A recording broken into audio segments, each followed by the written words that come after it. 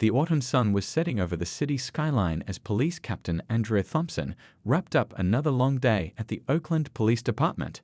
She'd spent 12 hours coordinating a successful community outreach program, the kind of initiative that had earned her numerous commendations over her 15-year career.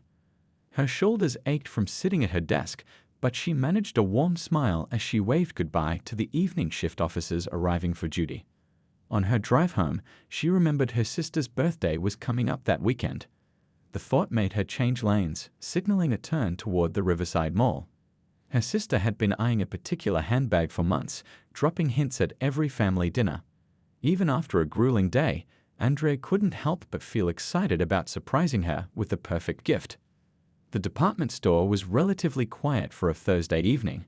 The lights were bright and soft music played overhead as Andrea walked through the entrance, her polished captain's badge catching the light. A few shoppers glanced her way, some with curiosity, others with respect. She was used to the attention her uniform attracted, though she never sought it out. Making her way to the accessories section, Andrea found herself admiring the craftsmanship of the designer bags. Her fingers traced the smooth leather of a burgundy tote, exactly the one her sister had mentioned.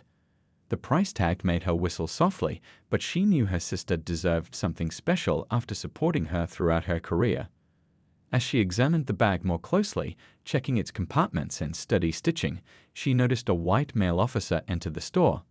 Officer Robert Wilson was responding to what appeared to be an unrelated call, but his attention immediately fixed on her. Despite her captain's uniform and visible badge, his eyes narrowed, following her movements with unmistakable suspicion.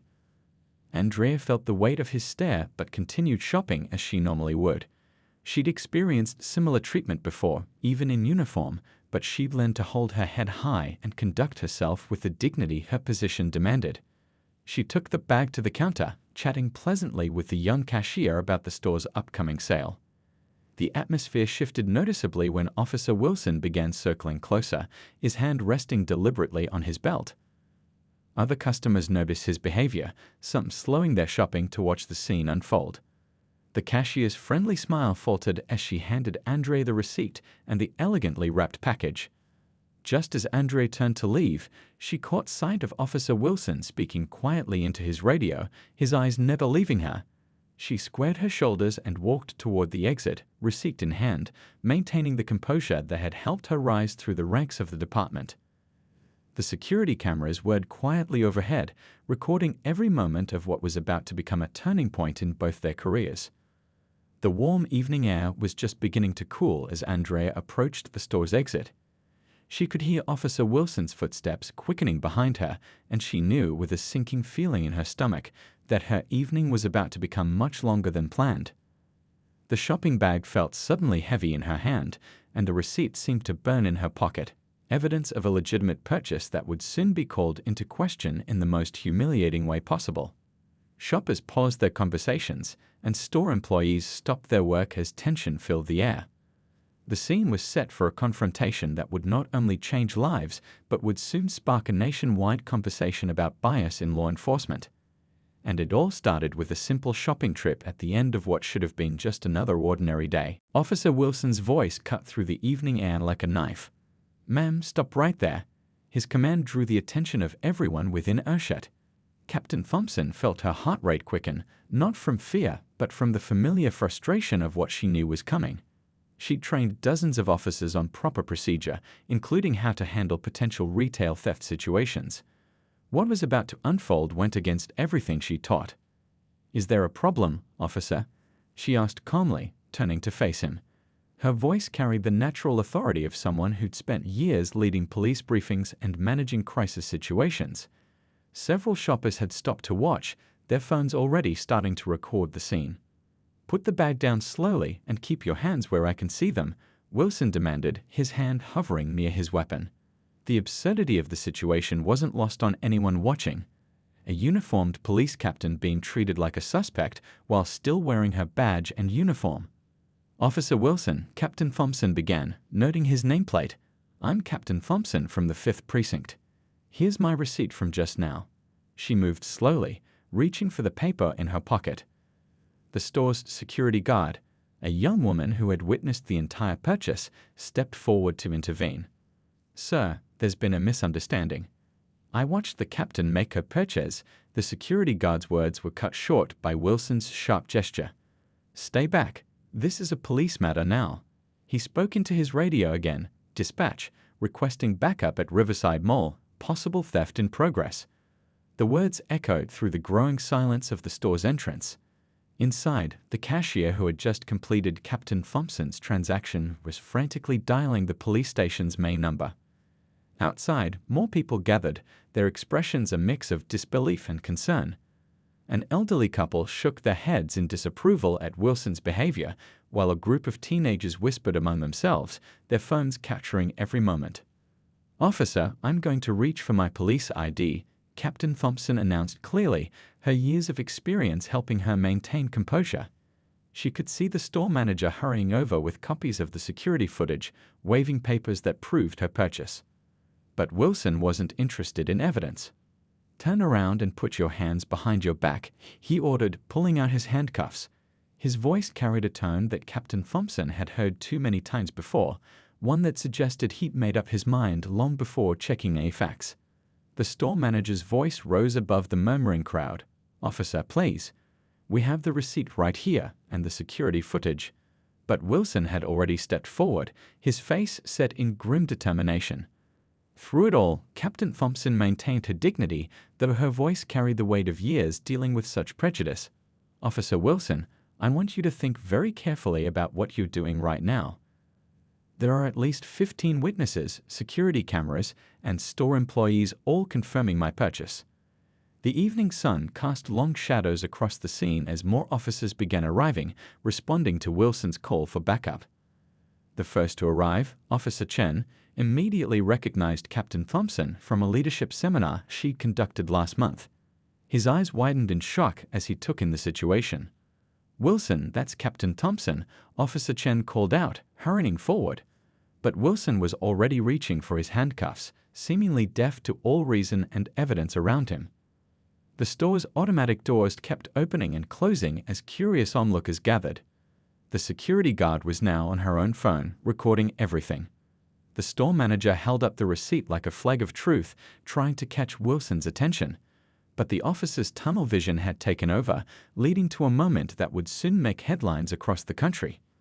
The whole scene had taken on a surreal quality, the kind of situation that would later be used in police training academies as an example of how implicit bias can blind an officer to obvious facts.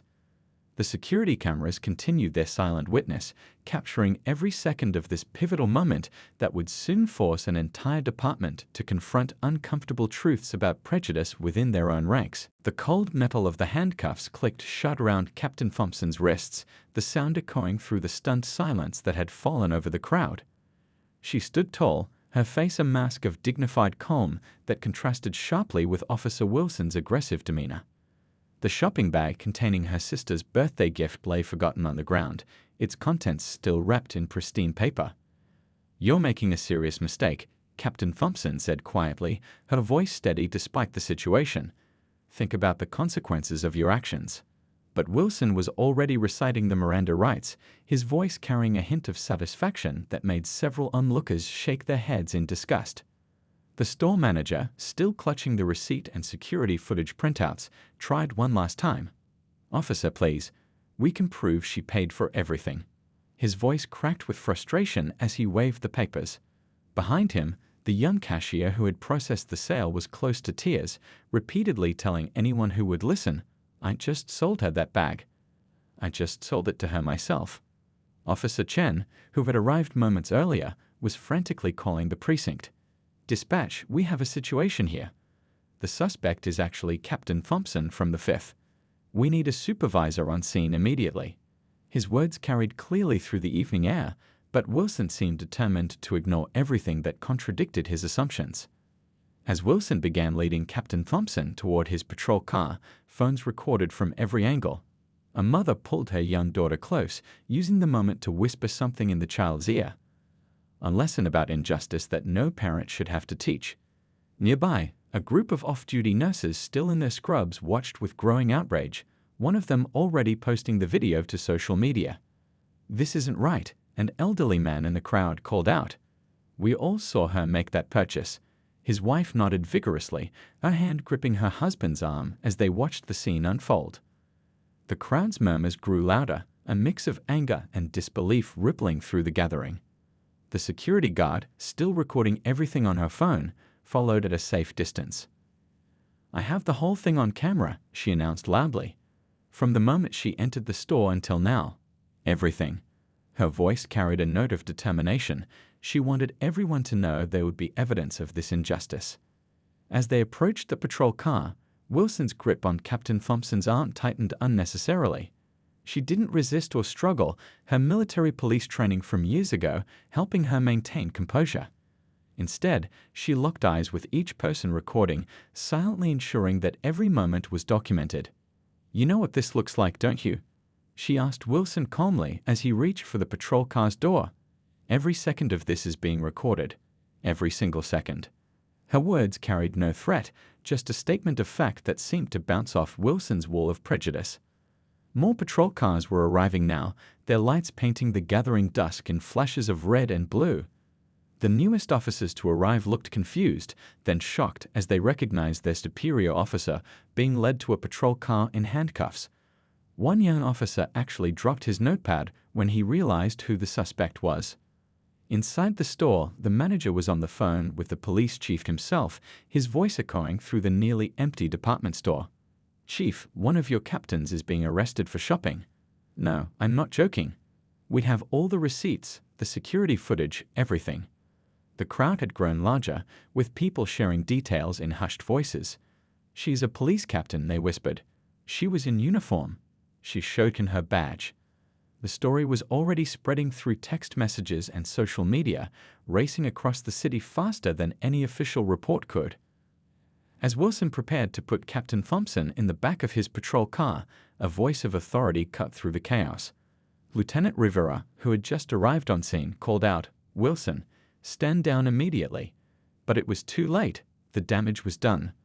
The photos and videos of a decorated police captain being arrested while in uniform were already spreading across the internet, about to ignite a firestorm that would force long overdue changes in the department. Captain Thompson, still maintaining her dignity, turned slightly before entering the car.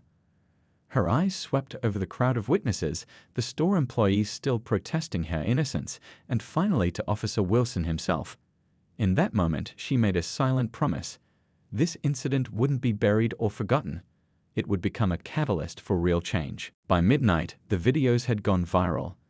People across the country watched in disbelief as footage showed a uniformed police captain being arrested for shopping while in full uniform. The store's security cameras had captured every angle of the incident, and dozens of witness videos filled social media feeds. Each new share brought fresh waves of outrage and demands for accountability. In the precinct's holding area, Captain Thompson sat quietly in an interview room, still in her uniform, still wearing her badge. The absurdity of the situation wasn't lost on anyone in the building. Officers who had worked with her for years walked past the room, their faces a mix of shame and anger at what their colleague had endured. Lieutenant Rivera paced outside the room, his phone constantly buzzing with messages from reporters, community leaders, and the police chief himself. "This is a nightmare," he muttered, watching as yet another news van pulled up outside the precinct.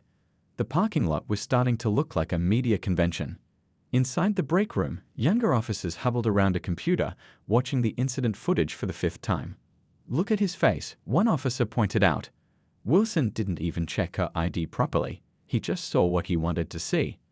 The others nodded grimly, knowing this incident would change their department forever. The police chief arrived at the station looking like he hadn't slept in days, though the incident was only hours old. "Where's the body cam footage?" were his first words as he stormed through the doors. Tech teams were already pulling videos from every angle: store security, body cams, witness phones. Each new piece of evidence painted a clearer picture of what had happened. Outside the precinct, a crowd had begun to gather. They weren't angry protesters. These were community members who had worked with Captain Thompson over the years. The local youth center director she helped fund was there. So was the owner of the coffee shop where she'd started a community policing program. They came with stories to share with the reporters, tales of a police captain who had spent 15 years building bridges in the community. The store manager had closed up early and driven straight to the station with every piece of evidence he could gather. "I've got it all here," he told anyone who would listen, waving a folder thick with documents. "Security footage, receipt, credit card records, even statements from my staff. She did nothing wrong. Nothing." Social media was exploding. The trending hashtag Captain in Cuffs was being shared millions of times. But unlike many viral police incidents, this one was different. The comments weren't just expressions of outrage, they were stories. "She helped my grandmother when her car broke down. She started the reading program at my kids' school. She teaches de-escalation at the academy." In the dispatch center, calls were pouring in from other precincts, from retired officers, from community leaders. The night shift dispatcher had to bring in extra help just to handle the volume. "No, the captain is fine," they repeated over and over. "Yes, we're aware of the situation. Yes, action is being taken." Officer Wilson sat alone in another interview room, his face pale as he watched the footage of his own actions. His sergeant had just finished explaining how many policies he violated, how many witnesses had come forward, how much evidence contradicted his assumptions. The weight of his actions was finally starting to sink in. The department's public information officer was already drafting a statement, crumpling one version after another. How do you explain the inexplicable? How do you address an incident that stripped away all pretense and exposed the biases that could lurk even within a police force? Captain Thompson's phone, sitting on the interview room table, hadn't stopped lighting up with messages of support. Fellow officers, community members, even national police reform advocates were reaching out. One message caught her eye, from a rookie she'd mentored last year. "Captain, what you taught us about integrity and accountability? We're watching. We won't let this slide." By dawn, the story had made national headlines. Morning news shows led with the security footage, experts weighed in on implicit bias, and social media continued to explode with support for the captain. But in the precinct, in that quiet interview room, Captain Thompson was already thinking ahead. This incident wouldn't be just another viral video or trending hashtag. She would make sure it became a turning point, a moment that forced real change in how police departments across the country confronted bias within their own ranks. The Internal Affairs conference room buzzed with tension as investigators spread documents across the large table. Officer Wilson's personnel file lay open, revealing a pattern that should have raised red flags years ago. Complaint after complaint told a story that could no longer be ignored. "Look at this one from 3 months ago," said Detective Martinez, pushing a report across the table. A black female doctor accused him of harassment during a routine traffic stop. The dashcam footage backed her story, but somehow the complaint was marked as resolved, with no action taken. The investigation team had been working around the clock since the incident. Coffee cups littered the room, and the walls were covered with timeline charts and witness statements. Each new piece of evidence they uncovered painted a darker picture of systemic failures. "We've got 10 similar complaints in the past 2 years alone," another investigator announced, scrolling through a database. "All filed by minorities, all dismissed without proper investigation." The room fell silent as the implications sank in. This wasn't just about one incident anymore. Down the hall, officers began coming forward with their own stories. A young Asian officer described how Wilson had made disparaging remarks about her accent during roll call.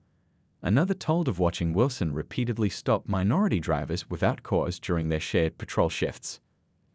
"I should have said something sooner," admitted Officer Rodriguez, his voice heavy with regret as he gave his statement.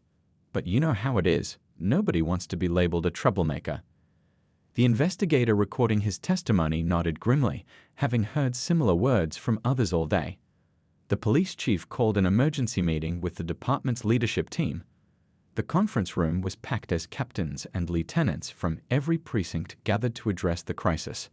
Captain Thompson sat at the table, her presence a powerful reminder of why they were there. "We've got community leaders demanding answers," the chief began, his voice tired but determined.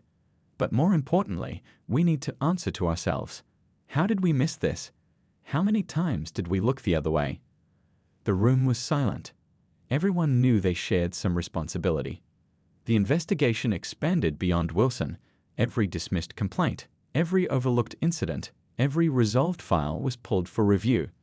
The pattern revealed a department culture that had allowed bias to fester unchecked. "It's not just about punishing one officer," Captain Thompson spoke up during a review board meeting.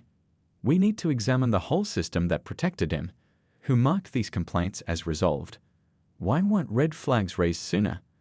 Her questions echoed through the room, forcing everyone to confront uncomfortable truths. Community members began sharing stories from over the years. The local paper ran a series of interviews with people who had encountered Wilson. A retired teacher described being pulled over 4 times in 1 month, never receiving a ticket, but always feeling humiliated. A business owner shared security footage of Wilson harassing his delivery drivers. The police union representatives sat uncomfortably through meetings as more evidence emerged. Usually quick to defend officers, even they couldn't justify what the investigation was revealing. "We protect our officers," the union president stated in a press conference, "but we also have a duty to protect the integrity of the badge."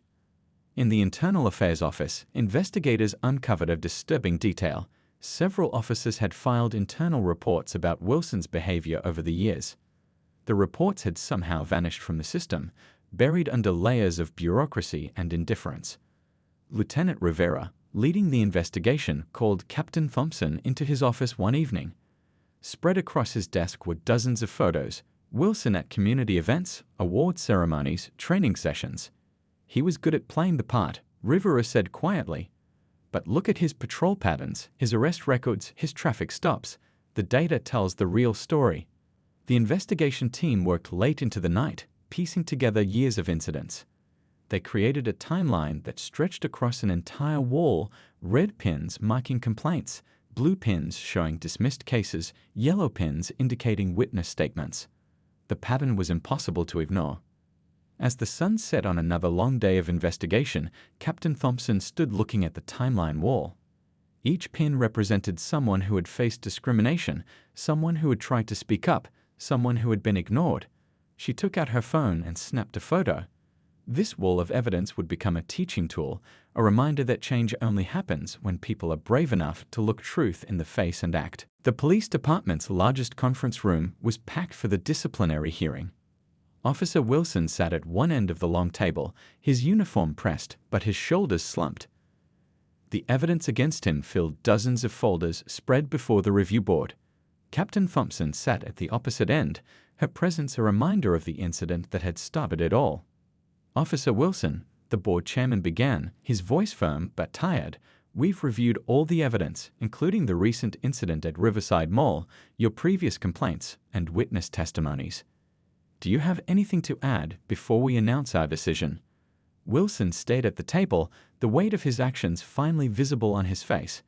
The security footage from the mall played silently on a screen behind him, a constant reminder of his inexcusable behavior. The room waited in tense silence for his response. I didn't see it before," Wilson finally spoke, his voice barely audible. "I didn't want to see it. Every complaint, every incident, I had an excuse. I told myself I was just doing my job." He looked up, meeting Captain Thompson's steady gaze. "I was wrong." The chairman nodded, then read out the board's decision. Wilson would face a 6-month suspension without pay, mandatory retraining, and ongoing psychological evaluation. But Captain Thompson had pushed for more than just punishment. She demanded systemic change. Additionally, the chairman continued, based on Captain Thompson's recommendations, the following department-wide changes will be implemented immediately. He began listing new policies: mandatory bias training for all officers, independent review of all discrimination complaints, regular analysis of traffic stop data, and the creation of a community oversight board. In the back of the room, several community leaders nodded in approval. They'd worked with Captain Thompson to design these changes, ensuring they had real teeth. This wasn't just about punishing one officer, it was about preventing future incidents. The next day, at roll call across the city, surgeons announced the new policies. Some officers grumbled about extra paperwork, but most recognized the necessity for change. The incident with Captain Thompson had opened many eyes to problems they'd previously ignored. The training center buzzed with activity as new programs rolled out. Officers participated in workshops led by community members, learning to recognize and confront their own biases. Body camera footage from real incidents, including Wilson's arrest of Captain Thompson, became teaching tools. See how he ignored every piece of evidence that didn't fit his assumptions. The training instructor pointed out details in the footage. That's what bias does. It makes us see what we expect to see, not what's actually there.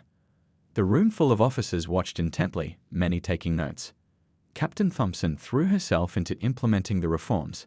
She visited every precinct, sharing her story and listening to officers' concerns.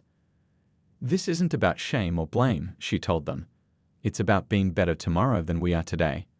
The department's public information office was flooded with calls from other cities wanting to learn about the new programs. Captain Thompson's incident had sparked a national conversation about bias in law enforcement, and their department was becoming a model for change. Wilson's retraining wasn't easy. He spent hours in sessions with department psychologists, confronting uncomfortable truths about his behavior. The hardest part was reviewing his own body camera footage from years of patrol, seeing his biases play out in interaction after interaction. The Community Oversight Board held its first meeting in a packed City Hall room. Residents from all neighborhoods sat alongside police officials, working together to review policies and complaints. Captain Thompson watched from the back, seeing her vision of accountability taking shape. Local businesses that had witnessed the mall incident posted signs supporting the changes. The department store where it all happened hung a large poster promoting community police partnership. The security guard who had recorded the incident was invited to speak at police training sessions. 6 months later, the department released its first data report under the new policies. Traffic stop numbers showed more balanced enforcement. Complaint investigations were more thorough. Officer satisfaction surveys revealed improved morale as trust grew between police and community. Captain Thompson stood at her office window, watching new recruits arrive for training. They would begin their careers in a department transformed by her experience, a department that faced its problems honestly and worked to solve them. On her desk lay a thank you note from a young officer. "Your courage changed not just our department, but how we see ourselves as police officers." 1 year after the incident at Riverside Mall, the police department's main auditorium was filled to capacity. Captain Thompson stood at the podium, looking out at a sea of faces, new recruits, veteran officers, community members, and even Officer Wilson sitting quietly in the back row. "A year ago, I walked into a store to buy a birthday gift," she began, her voice carrying clearly through the room. "What happened next changed not just my life, but our entire department." The screen behind her showed statistics from the past year. Dramatic improvements in community trust, officer accountability, and departmental culture. The newly created Office of Professional Standards and Inclusion, which Captain Thompson now led, had become a model for departments nationwide. Police chiefs from other cities regularly visited to learn from their experience. The wall outside her office displayed framed news articles about their transformation, alongside thank you letters from community members. Officer Wilson had completed his suspension and retraining, returning to duty with a different perspective. Today, he was scheduled to speak to the new recruit class about his journey. "I was that officer who thought he couldn't be biased," he told them, his voice humble but steady. "I was wrong, and it took a harsh lesson to open my eyes." In the front row, the store manager from Riverside Mall nodded approvingly. He'd become a regular participant in community police dialogues, sharing his perspective on how one incident had sparked citywide change. The security guard sat beside him, now serving on the Civilian Oversight Board. Captain Thompson clicked to the next slide, showing before and after data from traffic stops, arrests, and civilian complaints. "These numbers tell a story," she explained. "But the real story is in the changed relationships, the restored trust, the new understanding between police and community." The department's training programs had been completely revamped. New officers learned about bias through real-world examples and honest discussions. Veteran officers went through regular refresher courses. Body camera footage from the mall incident had become a powerful teaching tool, showing how quickly assumptions could override evidence. In the corner of the auditorium, local news cameras rolled as Captain Thompson announced the latest initiative. a mentorship program pairing experienced officers with community youth. We're not just changing policies, she said, we're changing hearts and minds, one relationship at a time. The youth center director stood up to share how the changes had affected his neighborhood. A year ago, kids would tense up when they saw a police car, he said. Now they know officers by name. They wave, they talk, they trust. That's real change. Officer Wilson's voice cracked slightly as he described his own transformation. I used to think being colorblind was enough, he admitted. Now I understand that we need to see and value our differences while treating everyone with equal respect. The recruits listened intently, many taking notes. The department's new peer support program had helped officers process the changes. Weekly discussion groups allowed them to share concerns and challenges openly. Veterans and rookies alike learned to recognize and challenge their own biases before they could affect their actions. Captain Thompson shared stories from the past year. A veteran officer who'd spotted his own biased assumptions during a traffic stop and corrected himself, a rookie who'd used de-escalation techniques to resolve a tense situation, a lieutenant who'd noticed a pattern in deployment decisions and worked to make them more equitable. The store where it all happened had become a symbol of transformation. They'd hosted community police meetings in their conference room, displayed posters promoting unity, and trained their security staff in bias awareness. The shopping bag from that day, still containing the birthday gift, sat in a display case at the police academy, a reminder of how one moment could spark lasting change.